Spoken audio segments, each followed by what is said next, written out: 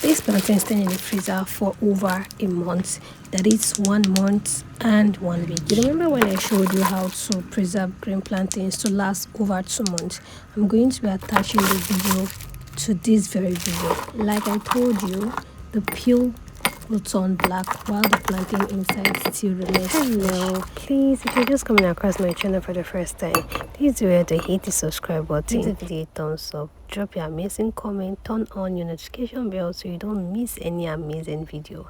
Thank you for stopping by. I appreciate you. So remember, I had already washed it before cutting and freezing it. So I just went ahead to bring out the one I'm going to be cooking. Another thing to note here is that you don't keep it to defrost. Immediately you take it off the freezer, you take it straight to your cooking pots, to the fire, and just start cooking. Remember, I had already cleaned them, so I just took it straight to the fire. So at this point, the plantain is already cooked. And as you can see, the peels are already coming off.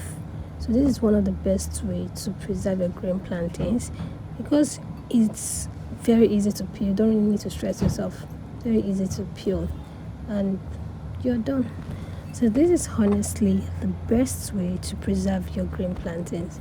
So tell me, which other way do you think can beat this?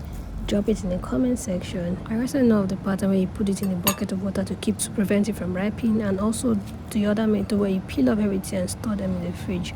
But those patterns can beat this, because this maintains the freshness and everything. See you in my next video. Bye guys.